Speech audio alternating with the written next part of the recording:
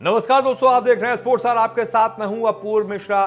CSK के मालिक N Srinivasan पर बहुत ही गंभीर आरोप लगे हैं। ये आरोप लगाए हैं रामचंद्र गुहा ने, जो कि मशहूर इतिहासकार रहे हैं और साथ ही साथ बीसीसीआई की प्रशासकों की समिति के सदस्य भी रहे हैं, पूर्व सदस्य रहे हैं और क्रिकेट के अच्छे जानकार भी हैं, इतिहासकार भी रहे हैं और साथ ही साथ बीसीसीआई में भाई भतीजावाद को लेकर कई बार मुखर भी रह चुके हैं, आवाज भी उठा चुके हैं। तो उन्होंने 2017 में उनको भारत के सर्वोच्च न्यायालय यानी कि सुप्रीम कोर्ट ने जो सीओए बनाया था, प्रशासकों की जो समिति बनाई थी बीसीसीआई की, उसमें सदस्य के रूप में उनको नियुक्त किया था। फिर बाद में उन्होंने अपने निजी कारणों का हवाला देते हुए वो पद से हट गए थे। अब उनकी एक नई किताब आई है जिसपे उन्होंने श्रीनिवासन पर बहुत ही ज्यादा गंभीर आरोप लगाए हैं। श्रीनिवासन बीसीसीआई के अध्यक्ष भी रह चुके हैं, सीएसके के मालिक हैं, अब तो बीसीसीआई से नहीं जुड़े हैं, लेकिन जो आरोप उन पर लगे हैं वो बहुत ज्यादा गंभीर हैं।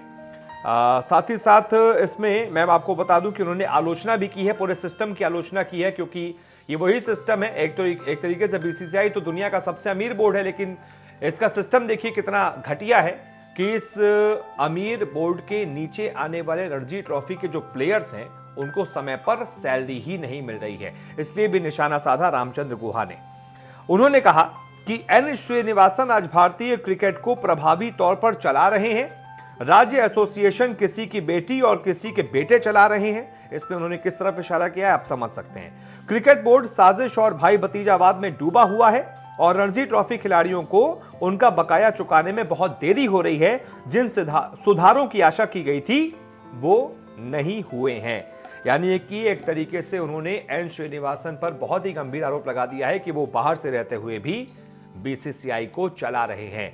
अब इन दावों में कितना दम है वो तो वक्त बताएगा, लेकिन हम इस दावे की पुष्टि नहीं करते। ये सिर्फ एक आरोप है जो कि रामचंद्र गुहा ने अपनी नई किताब में लगाए हैं एन श्रीनिवासन पर। अब वो ऐसा करते हैं या नहीं करते हैं ये बात की बात है। इसके अलावा उन्होंने सौरव गांगुली पर भी निशाना साधा है और कहा है कि ये लानत है। आज आप सौरव गांगुली को देखिए, बोर्ड के प्रमुख, और वो क्रिकेट फैंटेसी लीग्स का प्रतिनिधित्व करते हैं, यानी कि आपने देखा होगा एडवर्टाइजमेंट करते रहते हैं। भारतीय क्रिकेटरों के बीच पैसों का जो उनका लालच है वो बड़ा चौंकाने वाला है। यानी उन्होंने सौरव गांगुली को भी इसमें लपेटे में ले लिया है।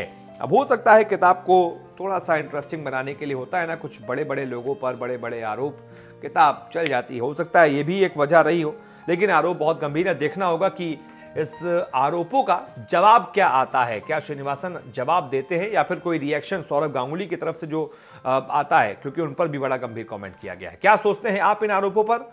कमेंट करके बताइएगा, वीडियो को शेयर कीजिएगा, लाइक कीजिएगा। बहुत बहुत शुक्रिया।